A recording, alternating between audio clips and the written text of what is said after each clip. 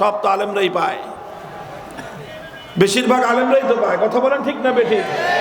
ঠিক আছে, আলেম সমাজ তারা যেমনি ভাবে নবীর উত্তরাধিকারী, আল্লাহ পাক নবীদেরকে পাঠিয়েছিলেন, তার অন্যতম উদ্দেশ্য হলো আল্লাহর জমিন থেকে সমস্ত বেইনসাফি, জুলুম আর বৈষম্যের কবর রচনা করা। আল্লাহর কোরআন খুলেন, লাকাদ আরসালনা রুসুলানা বিল বাইয়িনাত ওয়া আনজালনা মাআহুমুল কিতাবা ওয়াল মিজান লিয়াকুমান নাসু বিল কিসত। আল্লাহ বলতেছেন সূরাতুল হাদীদে যে আমি রাসূলদেরকে পাঠিয়েছি, আমি আমার আসমানি কিতাব সমূহ নাজিল করেছি। কেন নাজিল করেছেন আল্লাহ?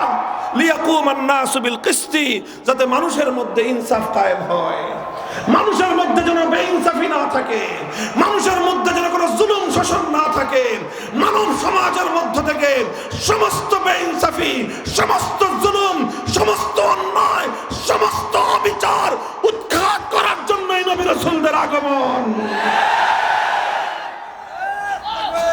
মুহতারাম হাজিরিন, আল্লাহর নবী বললেন, আর আজ তোমরা আমার কাছে আসছো আবদার নিয়ে যে আমার ব্লাড কানেকশন আছে, আমার আত্মীয়, আমার পরিবারের লোক বলে আমি অপরাধ করার পরেও ছেড়ে দিব, এইরকম বৈষম্য তোমরা আল্লাহর রাসূল দ্বারা বাস্তবায়ন করতে চাও। আল্লাহ, এরপরে আল্লাহর নবী যে কথাটা বললেন সেটা যদি বুখারী শরীফের হাদিসের মধ্যে বর্ণিত না থাকতো, সেই কথা বলতে আমাদের সাহস হতো না, আমাদের ঠোঁট কেঁপে উঠতো, আমাদের কলিজা কেঁপে উঠতো। এত বড় কথা আল্লাহর নবী বলেছেন। নবীজি বলেন, ওয়াল্লাহ লাউ আন্না ফাতিমাতা বিনতা মুহাম্মাদিন সারাকাত লাকাতাতু ইয়াদাহা। আজ আমার দাদির গোষ্ঠীর ফাতেমা নয়, যদি আমি নবী মুহাম্মদুর রাসূলুল্লাহর কলিজার টুকরা, আমার জীবনের সবচেয়ে আদরের দুলালি আমার কন্যা ফাতেমা যদি আজকে চুরি করে ধরা পড়তো, আমি আল্লাহর নামের শপথ করে বলতেছি আমি তার হাত কাটতে এতটুকু দ্বিধা করতাম না।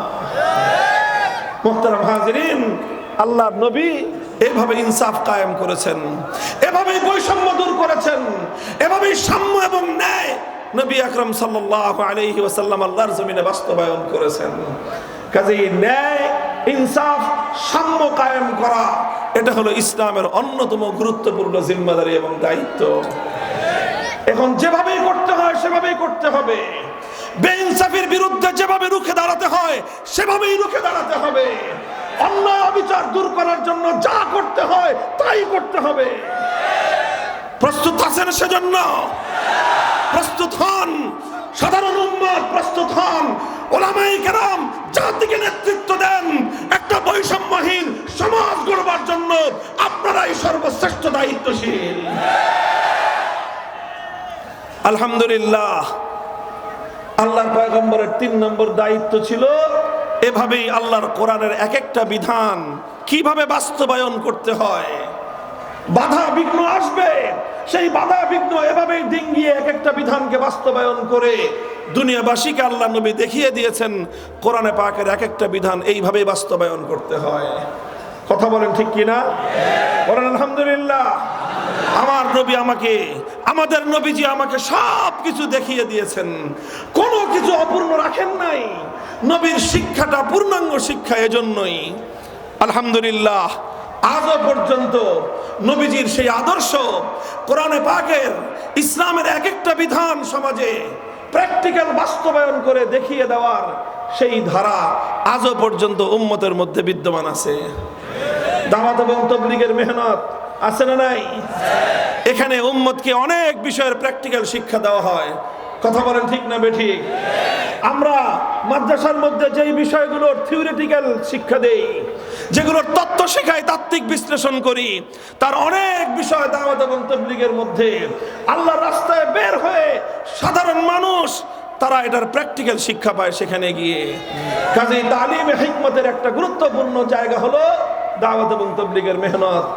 কাজেই যখন তাবলীগের মেহনতের মধ্যে সমস্যা তৈরি হয়, আলেমরা সেখানে যাবেই, সমস্যার সমাধানের জন্য আলেমরা যাবেই। কারণ যদি সমাধান না করা হয় তালিমে হিকমতের বিরাট একটা অধ্যায় নষ্ট হয়ে যাবে। একজন আলেম বেঁচে থাকতে এটা বরদাস্ত করা যায় না। এজন্য কারো কাছে খারাপ লাগুক, কুলমুতু বিগাইজিকুম, তুমি জ্বলতে জ্বলতে জ্বলে পুড়ে মরে যাও, তাতে আমাদের কিছুই আসবে যাবে না। আমরা আমাদের দায়িত্ব পালন করেই যাব। আমরা সমস্যা সমাধান করার জন্য সর্বশেষ মুহূর্ত পর্যন্ত চেষ্টা করবই। ঠিক তেমনি ভাবে আরো কিছু বিষয় আছে যেগুলোর প্র্যাকটিক্যাল শিক্ষা দেওয়ার জন্য মজলিসে দাওয়াতুল হক মেহনত করতেছে। কথা বলেন ঠিক কিনা? ইসলামের অনেক বিষয় প্র্যাকটিক্যাল তালিমের জন্য, তার প্র্যাকটিক্যাল আমলি নমুনার জন্য হযরত ওয়ালা হারদুয়া আবরারুল হক রহমতুল্লাহ আলাইহির মাধ্যমে হাকিমুল উম্মত রহমতুল্লাহ আলাইহির এই মেহনতের সিলসিলা চলছে এবং উম্মতের মধ্যে অনেক বিষয়ের, কোরআনের অনেক বিষয়ের প্র্যাকটিক্যাল তালিম এখানে চলে। কথা বলেন ঠিক না বেঠিক? আর কিছু বিষয় আছে যেই বিষয়গুলোতে দাওয়াত এবং তাবলীগের লোকেরাও সাইলেন্ট থাকে, মজলিসে দাওয়াতুল হকের লোকেরাও নীরব থাকে। এমন কিছু বিষয় আছে না নাই? নীরব থাকতে হয় কাজের সুবিধার্থেই, নীরব থাকা কাজের সুবিধার্থেই নীরব থাকে। কিন্তু কথা হলো সেই বিষয়গুলি তাহলে বলবে কে? এমন কিছু বিধান আছে, বিশেষ করে ইসলামের যে বিধানগুলোর সাথে সমাজের সম্পর্ক, যে বিষয়গুলোর সাথে রাষ্ট্রের সম্পর্ক, যে বিষয়গুলোর সাথে প্রশাসনের সম্পর্ক, যেই বিষয়গুলোর সাথে আদালতের সম্পর্ক, যেই বিষয়গুলোর সাথে বিচার ব্যবস্থার সম্পর্ক, সেই বিষয়ে দাওয়াত এবং তাবলীগেও আলোচনা হয় না, সেই বিষয়ে মজলিসে দাওয়াতুল হকেও আলোচনা হয় না। সেই বিষয়গুলোর কোরআনে পাকের প্র্যাকটিক্যাল নমুনা বাস্তবায়ন করার জন্য উলামায়ে উম্মত ইসলামী রাজনীতি করে, ইসলামী রাজনীতি করে।